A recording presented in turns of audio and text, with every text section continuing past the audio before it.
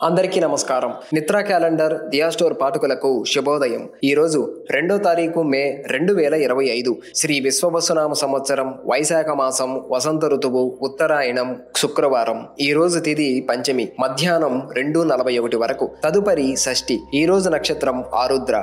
సాయంత్రం 6:34 వరకు. తదుపరి పునర్వసు. ఈ రోజు ద్వాదశ రాశుల వారి రాశి ఫలాలు ఏ విధంగా ఉన్నాయో తెలుసుకుందాం.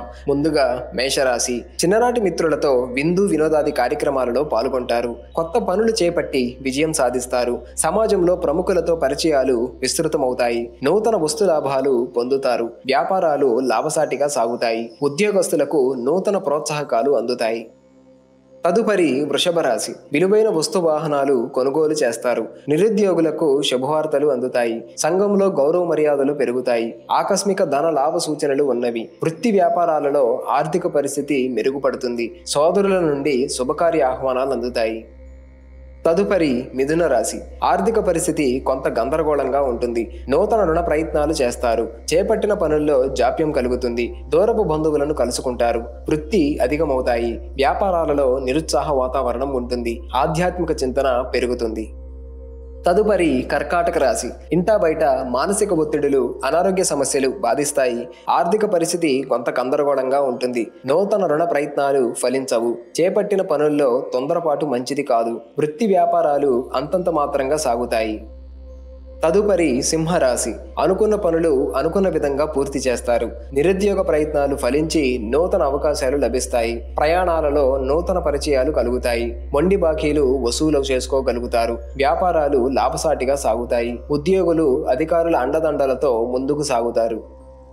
తదుపరి కన్యరాశి. ఆర్థిక విషయంలో అశ్రద్ధ చేయటం మంచిది కాదు. కొన్ని వ్యవహారాలలో శ్రమాధిక్యత పెరుగుతుంది. ముఖ్యమైన పనులు వాయిదా వేస్తారు. ఆర్థిక వ్యవహారాలు కొంత నిరాశపరుస్తాయి. వృధా ఖర్చులు పెరుగుతాయి. వ్యాపారంలో తొందరపాటు నిర్ణయాలు తీసుకోకపోవడం మంచిది. వృత్తి ఉద్యోగాల్లో స్థాన చలన సూచనలు ఉన్నవి.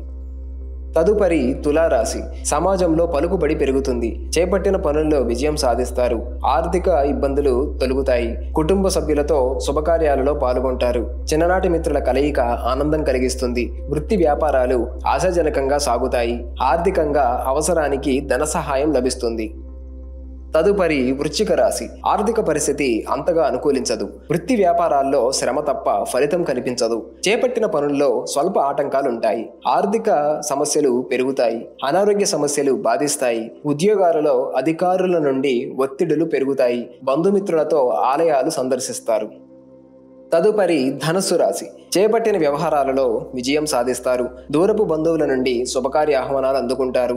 చేపట్టిన పనులు అప్రయత్నంగా పూర్తవుతాయి. ప్రముఖుల నుండి అరుదైన ఆహ్వానాలు అందుతాయి. నూతన వాహన యోగం ఉన్నది. వృత్తి వ్యాపారాలు లాభాలు బాటపడతాయి. ఉద్యోగులకు అనుకూల వాతావరణం ఉంటుంది.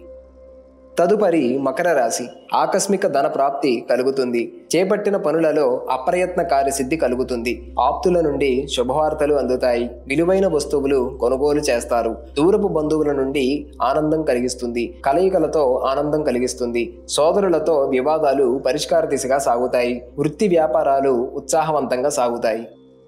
తదుపరి కుంభరాశి. ఆధ్యాత్మిక సేవా కార్యక్రమాలలో విశేషంగా పాల్గొంటారు. వ్యాపార పరంగా ఆలోచించి నిర్ణయాలు తీసుకోవడం మంచిది. కుటుంబ సభ్యులతో చిన్నపాటి వివాదాలుంటాయి. అనారోగ్య సమస్యలు బాధిస్తాయి. ముఖ్యమైన పనులు వాయిదా వేయటం మంచిది. ఉద్యోగాలలో కొద్దిపాటి చికాకులుంటాయి. తదుపరి మీనరాశి. నిరుద్యోగులకు నిరాశ తప్పదు. చేపట్టిన పనులలో జాప్యం జరిగినా నిదానంగా పూర్తి చేస్తారు. బంధువులతో ఊహించని వివాదాలు కలుగుతాయి. కొన్ని వ్యవహారాలలో సొంత ఆలోచనలు కలిసి రావు. ఇంటా బయట బాధ్యతలు పెరుగుతాయి. వృత్తి వ్యాపారాలు మందకొడిగా సాగుతాయి.